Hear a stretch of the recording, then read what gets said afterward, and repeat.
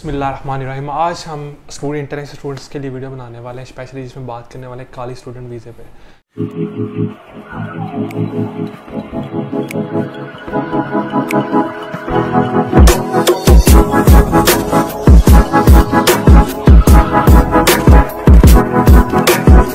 तो उस्मान है मेरे साथ, और उस्मान पाकिस्तान से आए थे, रावलपिंडी से, और कॉलेज का वीज़ा लगा था इनका। जो स्टूडेंट वीज़ा था वो कॉलेज का था। तो उस्मान, आपसे हम शुरू करते हैं। तो आप कौन से ईयर में आए थे और कौन सा कॉलेज था आपका? मैं 2020 जैन में आया था और मेरा जो कॉलेज था वो था KOI, किंग्स ऑन इंस्टीट्यूट। और आपके आर्ट्स में कितने बैंड थे? यार that time I think 6 overall 6 थे। और एज कितने थे? 6.6 थे आई थिंक, और एक में 5.5 थे, वो भी राइटिंग में। Overall 6 with no band less than 5.5। ये ओके। तो आप पिंडी में कंसल्टेंट कौन सा था जिसने हेल्प किया वो कॉलेज? पिंडी में अल्लाह उनको जन्नत नसीब करे, वो फोत हो गए।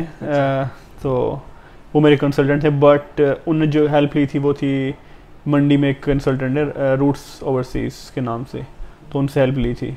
पाकिस्तान में कोई बंदा कॉलेज का वीज़ा लगवाना चाहता है तो किस तरह उनसे कांटेक्ट कर सकता है आपके कंसल्टेंट से?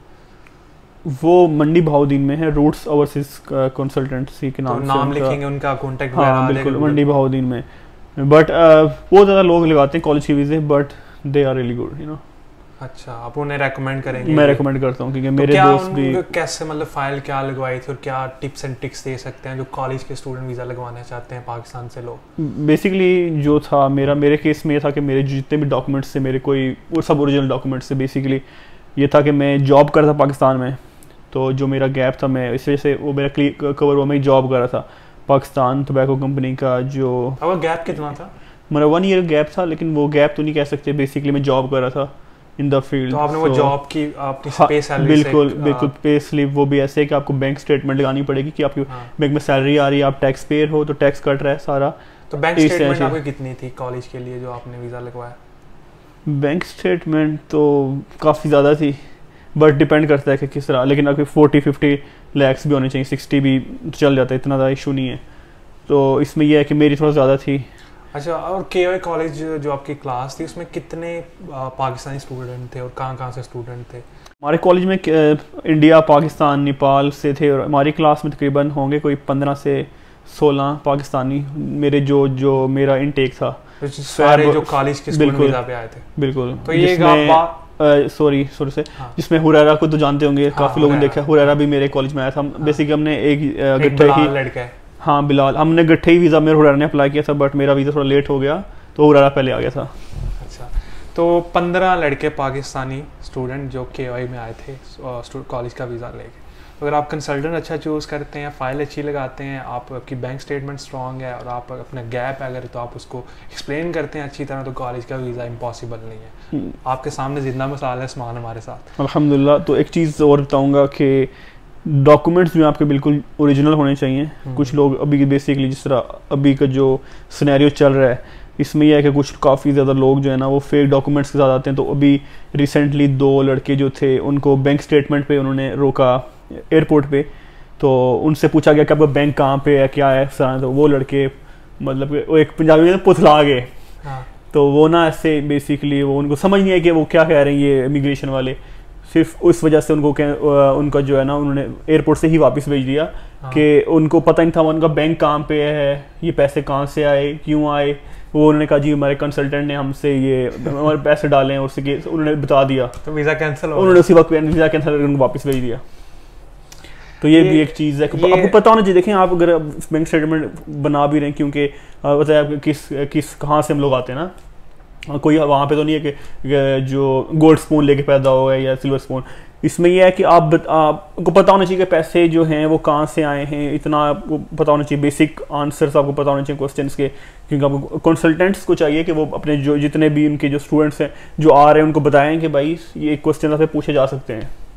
नहीं, ये तो मुझे भी याद है, जब मैंने अपना वीज़ा लगवाया था, अप्लाई किया स्टूडेंट वीज़ा, तो मैंने अपनी सारे डॉक्यूमेंट्स, मुझे अपनी बैंक स्टेटमेंट का भी पता था और मुझे ये भी पता था कि मैंने कैसे एक्सप्लेन करना है, ये मेरे पैसे कहाँ से आए, हमारा सोर्स ऑफ इनकम क्या है पैसों का। बिल्कुल एग्जैक्टली। और तो आपको सारा पता होना चाहिए और आपको वीज़ा इंटरव्यू के लिए तैयारी भी करनी चाहिए। और इन केस आपको एयरपोर्ट में कोई पूछ लेता है कि आप किस यूनिवर्सिटी में जा रहे हैं, आपके कितने सेमेस्टर, आपके कितने सेमेस्टर की फ़ीस है, वो भी सारी मैंने याद की। तो ये तो स्टूडेंट का काम है कि आप पूरी तैयारी करके आएँ, और ताकि आपको कोई जो उनसे इस तरह के क्वेश्चन कोई एयरपोर्ट में पूछे तो आप उसका अच्छी तरह आंसर दें। बिल्कुल ऐसी बात है। तो और उसके अलावा आजकल स्टूडेंट वीज़ा जो है पाकिस्तान में बहुत लोग के कैंसिल हो रहे हैं, लेकिन बहुत लोग के लग भी रहे हैं, मतलब बहुत ज़्यादा पाकिस्तानी स्टूडेंट मुझे जो इन्होंने कांटेक्ट किया तो बताया जी हम अभी रिसेंटली पाकिस्तान से आए हैं स्टूडेंट वीज़ा पे। तो मुझे मतलब कोई हार्ड एंड फास्ट रूल नहीं है, लेकिन कुछ लड़के कहते हैं जी नहीं जी सबका रिजेक्ट हो रहा है। तो आप थोड़ा मुझे एक्सप्लेन करें, आपके भाई का रिसेंटली जो वीज़ा है वो कैंसिल हुआ है, तो इसमें ये सर देखें, नहीं कैंसिल तो नहीं कह सकते उसका, क्योंकि उसमें 80% वीज़ा रिजेक्ट हो रहे हैं। इस वजह से पाकिस्तान की जो पॉलिटिकल और इकोनॉमिक सिचुएशन है एट द मोमेंट, जो पॉलिटिकल अनस्टेबिलिटी है कंट्री में, तो उस वजह से ना वीज़ा बहुत ज़्यादा कैंसिल हो रहे हैं, वो लगा ही नहीं रहे। मतलब आपने आज वीज़ा डाला है 2 दिन बाद 3 दिन बाद वीज़ा रिजेक्ट, कोई रिव्यू नहीं, मतलब कि वो कह रहे हैं कि पॉलिटिकल अनस्टेबिलिटी है कि ये लोग आएंगे वापस नहीं जाएंगे। तो ये कुछ सिचुएशन थी जिसकी वजह से जो है ना वीज़ा कैंसिल हो रहे हैं। तो आपके भाई का जो आपने अप्लाई किया तो उसका क्या सेम था, उसमें तो उसको कोई इशू नहीं था। लाइक उसकी स्टडी भी has done his bachelors in account finance, वो मास्टर्स के लिए आ रहा था, तो उसमें वो इतना कोई इशू नहीं था। बैंक स्टेटमेंट भी अच्छी थी। आईएलटीएस बैंड कितने थे उसके 6.5 थे माशाल्लाह, बैंड भी अच्छे थे। फिर भी बस कितनी देर बाद बस ये उसका रिप्लाई आया था? 7-8 मंथ बाद। तो ये रिप्लाई आया जी आपका political and economic situation of the country is not good, blah blah blah, और ये है कि वो वापस नहीं आएगा, दैट्स इट। ये आई थिंक ये कोई इतना इशू नहीं था, बट कंट्री के हालात भी देखते हैं, ऐसे ही होता है। मेरे कुछ दोस्त हैं, उसके कज़न ने अप्लाई किया था। तो आप कोई ऐसे लड़के को जानते हो जो रिसेंटली उसके साथ उसने अप्लाई किया और उसका वीज़ा लग गया? नहीं, मैंने नहीं देखा, रिसेंटली नहीं देखा। तो लेकिन अभी तो वो कंसल्टेंट्स भी यही मशवरा दे रहे हैं कि अभी ना अप्लाई करें, थोड़ा सा सब्र कर जाएं, अगर नेक्स्ट ईयर के फरवरी मार्च इनटेक में अप्लाई कर लें, या थोड़ा सा और क्योंकि यहाँ पे तो एक वर्ल्ड कप भी था, उस वजह से भी उन्होंने शायद जो है वो मे बी इस वजह से भी वो पहले बहुत ज़्यादा लोग आ रहे हैं इधर, तो आई थिंक सो, क्या कह सकते हैं। बिल्कुल, तो ये तो इमिग्रेशन ही बेहतर जानती है, वो इनका कोई पता नहीं है, कभी वीज़ा रिजेक्ट कर देते हैं, कभी लगा देते हैं, कभी तो ऐसे ही है बस इनका हवाई, वो कहते हैं हवाई निज़ाम है इनका भी। हाँ नहीं, क्योंकि रिसेंटली जो अभी आसिफ के घर लड़का आया है, स्टूडेंट ने आया है, तो उसका बंदा अगर सोचे तो फिर वो बता जी उसका कैसे स्टूडेंट वीज़ा लगा। बिल्कुल एग्जैक्टली, वो डिप्लोमा में आया, डिप्लोमा ऑफ मैनेजमेंट में या प्रोजेक्ट मैनेजमेंट। कौन सा कॉलेज है उसका? AIBT। तो अभी रिसेंटली आया है इसको, आई थिंक 3 वीक्स हुए हैं। तो 2 कॉलेज हैं सिडनी में जो बहुत ज़्यादा स्टूडेंट्स मैंने देखे हैं पाकिस्तान से कॉलेज के वीज़े में आए, एक KOI और एक AIBT। बिल्कुल ऐसे ही है। KOI क्या जो एब्रीविएशन है किंग्स ऑन इंस्टीट्यूट, और AIBT की है Australian institute of business and technology. I think हाँ, उसका ब्लैकटोन में कैंपस है ना? हाँ, ब्लैकटोन। अब्दुर्रहमान भी उधर पढ़ता है, जो काफ़ी दोस्त हैं यहाँ पे रहते हैं जो हमारे साथ। तो उसकी फीस भी बड़ी मुनासिब है, मतलब अगर मेरे ख्याल से 8-9 हज़ार है, तो आपके अगर बजट अगर आप खुद अप्लाई करते हैं, कंसल्टेंट कुछ हैं कि डन बेस पे उसका AIBT का काम कर रहे हैं। जो अब्दुर्रहमान लड़का है AIBT कॉलेज की बात कर रहा हूँ वो, उसमें ये था कंसल्टेंट फीस $8,000 थी, लेकिन कंसल्टेंट कहता है कि मैं वीज़ा 100% लगाऊंगा, और अगर आपका वीज़ा ना लगा आपके सारे पैसे वापस, सिर्फ 50,000 फीस कटेगी। तो अगर वीज़ा लग गया तो फीस बेशक मैंने कम दी है, लेकिन मैंने 20 लाख लेना आपसे। लेकिन उसमें ये भी चीज़ें हैं कि जैसा वीज़ा लग गया, ठीक है, वो जो मैंने आपको बताया इंटरव्यू वाली बात है, वो एयरपोर्ट पे आपसे इंटरव्यू ले लेते हैं। कुछ लोगों का ऐसे भी हुआ है, वो उन्हीं उसमें था कि वो डन बेस पे करवाते हैं। डन बेस पे उनको पता ही नहीं है भाई, बस वो डन बेस पे तो हो गया, उनको कुछ पता ही नहीं है लाइक कि मैंने बोलना क्या है, मेरा कॉलेज कहाँ पे है, मेरे सब्जेक्ट्स क्या हैं, मैं क्यों जा रहा हूँ। बस ऐसे ही वो आ गए यहाँ पे आके, तो फिर उन्होंने वापस एयरपोर्ट से भेज दिया। और दूसरी चीज़ ये है कि वो था लाइक 2021 की बात है कि जब वो डन बेसिस पे करते थे, या जब इससे पहले क्या थिंक 19 में या 20 में या उससे पहले, क्योंकि उसकी बजाय ये है कि आप किसी अच्छे कंसल्टेंट से करें जो डन बेस पे ना करे। जितनी फीस है कंसल्टेंसी बेशक अगर 50,000 है, लाख ले ले, 2 लाख ले ले मैक्सिमम, लेकिन ये है कि डन बेस पे ये है कि आपको कंसल्टेंट जो से पैसे बहुत ज़्यादा चार्ज करते हैं। गारंटी तो देते हैं जी आपके वीज़ा लगेगा फिर हम आपसे पैसे लेंगे, लेकिन अब एग्जांपल देता हूँ, जो AIBT में लड़का है अब्दुर्रहमान, उसकी फ़ीस है $8,000। अगर कंसल्टेंट मैक्सिमम उससे पैसे ले तो मुझे लगता है कि 10-11 लाख रुपए लेना चाहिए, लेकिन उस बंदे ने उसे 22-23 लाख रुपया चार्ज किया।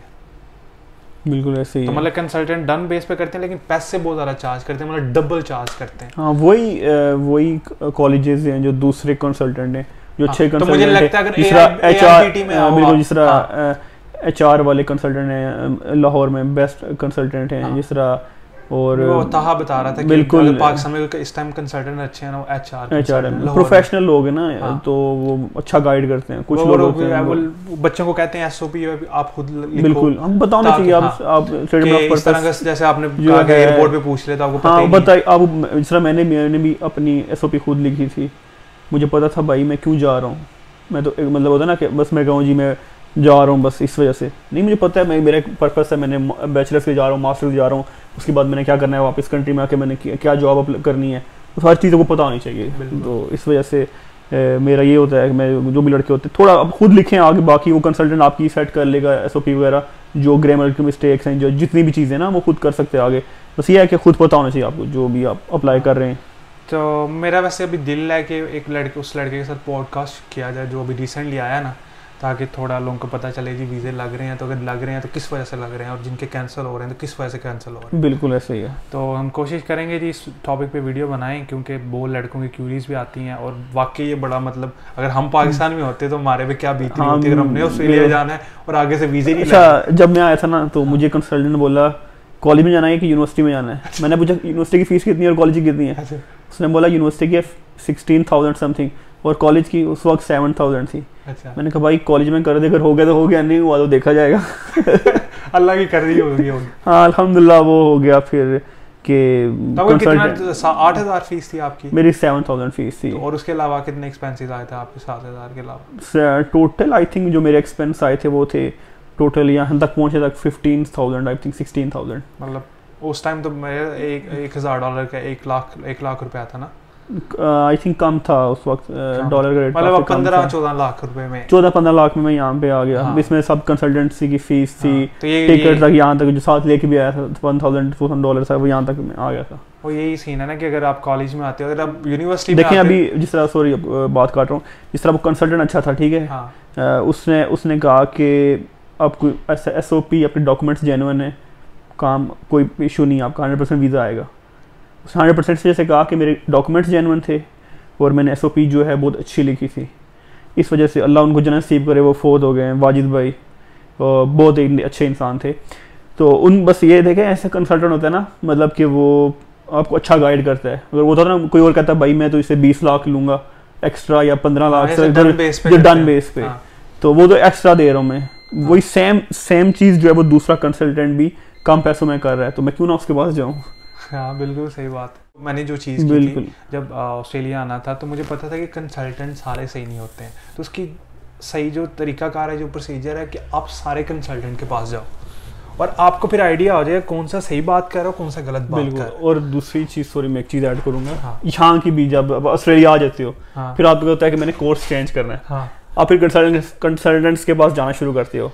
आप जिस कंसल्टेंट के पास जाओगे जहाँ पे उसको अपना फायदा नजर आ रहा होगा ना, उसमें आपको बेचना है। जहाँ उसको ज़्यादा पैसे बच रहे होंगे, कई कोर्सेज लड़कों का ख्वाहिश होती है कि मैं ये कोर्स करूँ, लेकिन लड़का वो कहेगा नहीं आपको हो ही नहीं सकता। भाई दुनिया में कोई ऐसी चीज़ नहीं क्यों नहीं हो सकती भाई, आप कोशिश तो करो। आपको कोशिश नहीं करते, हम कंसल्टेंट में छोड़ दिया भाई, तो वो कैसे होगा भाई। इसलिए कोशिश खुद करनी है। आप खुद जाके कॉलेज से भी डायरेक्ट बात कर सकते हो कि भाई मैंने इस तरह यहाँ पे आना है तो क्या होगा, किस तरह होगा। कंसल्टेंट कुछ इवन ऑस्ट्रेलिया में और पाकिस्तान में भी हैं, उस यूनिवर्सिटी को पुश करते हैं जो या उस कॉलेज को जिसमें उनकी कमीशन ज़्यादा है। बिल्कुल। अभी कुछ मैं लड़कों को जानता हूँ पर्सनली, उन्हें कहते हैं जी हमारे कंसल्टेंट ने इस कोर्स में करवा दिया, बिजनेस में पकड़ के डिप्लोमा में करवा दिया। वो इसलिए करवा दिया, वो कहते थे यार उस कोर्स में करवाओ जिसमें PR है, तो उसने पकड़ के उसका बिजनेस करवा दिया। नहीं कॉलेज भी नहीं जाना पड़ेगा, तुम्हें बहुत कम जाना पड़ेगा और फीस भी कम है, तुम पैसे कमाओ। भाई अब देखें आप क्यों आए तो वो बेचारों ने अपने 5-6 साल जाया कर दिया। पैसा एक डिफरेंट चीज़ है वो, लेकिन आप पढ़ने भी आ रहे हो ना, अपना फ्यूचर को देखना है। और एक ये काम करते हैं कि भाई जिसमें आपका इंटरेस्ट ही नहीं है उसको कोर्स में आपको उठा के फेंक देते हैं भाई। मतलब कि जहाँ जो आपकी बैकग्राउंड स्टडी चल रही है, फर्स्ट करो मैं फिजिक्स पढ़ रहा था, ठीक है, मैंने बैचलर्स की फिजिक्स में, मैं मास्टर्स भी उसमें करना चाहता हूँ, क्योंकि मेरा एक इंटरेस्ट मेरा बिल्डअप हुआ। अब मैं आके बिजनेस डिप्लोमा में आ जाऊँ, मुझे समझ नहीं आ रही वो क्लास में वो जिस तरह वो मूवी थी तारे ज़मीं पर, आई थिंक सो, जिसमें वो कीड़े से बन रहे होते हैं, वो सेम सिचुएशन हो जाती है बंदे के साथ। नहीं, जो इसका ये मुझे लगता है जो 20 से 30 साल उम्र होती है ना, आप इस पे फोकस करो स्किल सीखने पे और पढ़ने पे, बजाय इसके पैसे कमाने में। 30 साल के बाद आप अपनी उस स्किल को और अपनी नॉलेज को यूज़ करो पैसे कमाने के लिए। और हमारे लड़के यही गलती करते हैं कि जी नए नए पैसे कमाना शुरू करते हैं, कहते हैं नहीं पढ़ाई को छोड़ो जी, पैसे कमाते हैं। बिल्कुल। तो जब वो पैसे आ जाते हैं फिर बाद उनको रियलाइज होता है टाइम निकल गया। ऐसे ही होता है, मतलब कि उनकी फर्ज को 4 साल का वीज़ा था, ठीक है, उन्होंने सिर्फ काम पे लगा दिया। हाँ। फिर नया स्टूडेंट वीज़ा डालेंगे। हाँ। फिर नया डालेंगे, क्या होगा भाई? देखें, अगर वही 4 साल आप अच्छा यूटिलाइज कर लेते, अच्छी डिग्री में, ठीक है, अगर अच्छे डिप्लोमा में 2 साल आपने डिप्लोमा किया, 1 साल काम किया और नेक्स्ट ईयर आपने पीआर अप्लाई कर दी, पूरे ऑस्ट्रेलिया में किसी भी स्टेट में जिस तरह जहाँ पे आपको पता है कि पॉइंट्स कम है वहाँ पे आपने अप्लाई कर दी। अच्छा, फिर एक और भी सीन लड़कों को साथ होता है, फिर ऐसे वो मतलब उनको आदत पड़ जाती है पैसों की कि इतने वीक में इतने पैसे या महीने में इतने पैसे आने चाहिए कि वो चाह के भी पढ़ नहीं पाते। तो फिर वो 10 साल से 15 साल से रिसेंटली तुम भी जानते हो ऐसे लड़कों को जो कि मतलब 10 साल से स्टूडेंट वीजा पे हैं। एग्जैक्टली, मैंने देखा और से यूज कर रहे हैं पैसे कमाने। 14 ईयर्स से स्टूडेंट वीजा पे है। उस इवन की जिस उन कंसल्टेंट ने मुझे उसकी फाइल दिखाई थी, उसका नाम ना बताया, फाइल दिखाई थी कि ये 14 ईयर्स से सीन है कि मतलब पैसों की लत लग गई, पढ़ने का दिल नहीं करता। वो ये ना ग्रीड जो है ना वो इविल है ना, कि हर एक रिलीजन में ग्रीड को इविल ही माना जाता है। सो ग्रीड होनी चाहिए, उस तरह की ग्रेड नहीं वो ली। आपको थोड़ा सा ये नहीं कि आपको पता होना चाहिए कि भाई मैंने अपना फ्यूचर सिक्योर करना है। आप वैसे आप जब आपके पेरेंट्स आपको सेंड यहाँ पे भेजते हैं, ठीक है, तो आप अपने पे देख, आप बस अपने पे लग जाते हो। आपके जो दूसरे बहन भाई हैं, दूसरे पेरेंट्स, उनका भी तो ख्याल करना चाहिए ना, उन्होंने क्यों भेजा। अगर मैं यहाँ पे अच्छा एक बार अगर मैं यहाँ पे मेरी PR हो जाती है तो फिर मुझे पता है कि मेरे दूसरों का भी कुछ बन जाएगा। हाँ, नहीं आपकी बिल्कुल बात सही है। आई होप कि बड़ी हमने डिटेल में इस पर डिस्कशन किया इस टॉपिक में, तो मुझे लगता है ऐसी वीडियो किसी ने नहीं बनाई होगी जितनी हमने क्लियरली और जो स्ट्रेट फॉरवर्ड बातें की हैं। हाँ बिल्कुल, तो अगर किसी के काफ़ी लोग इसमें भी क्वेश्चंस होंगे, अगर वो हमें क्वेश्चन बताएंगे तो शायद फिर अगर उसमें हमें कोई चीज़ टॉपिक अच्छा लगे तो उसको और डिटेल में भी बता सकते हैं। और ये थी हमारी वीडियो सारी, तो होपफुली आपको चीज़ें समझ आई होंगी कि जी कॉलेज का वीज़ा कैसे लगवाना है। बिल्कुल एग्जैक्टली। तो इसी तरह हम वीडियो बनाएंगे, कोशिश करेंगे जिसमें इंटरनेशनल स्टूडेंट्स की क्यूरीज़ हैं, और फिर उसके अलावा हम थोड़ा इस्लाम पे भी बात करेंगे कि जी इस्लाम को कैसे मैनेज करना है आपने बिल्कुल इधर की ज़िंदगी के साथ। हाँ जी, तो इंशाल्लाह इस पे हम कोशिश करेंगे हर रोज़ एक ना छोटा सा टॉपिक पकड़ के इस पे वीडियो बना दें, तो लोगों की हेल्प हो जाए, बाद में हमें भी थोड़ा अच्छा फील हो गया हमारी वजह से किसी का भला हो रहा है। बिल्कुल एग्जैक्टली। उम्मीद करते हैं आपको चीज़ें सारी समझ आई होंगी। तो आपको मिलेंगे अगली वीडियो में। मेरा नाम है सैफ मलिक और ये मेरे साथ है उस्मान, जिन्होंने आपको सारी बातें बताई आज। तो आपको मिलेंगे अगली वीडियो में। अपना ख्याल रखें, टेक केयर, अल्लाह हाफिज़। और अगर आपने चैनल को सब्सक्राइब नहीं किया तो लाइक करें, सब्सक्राइब करें।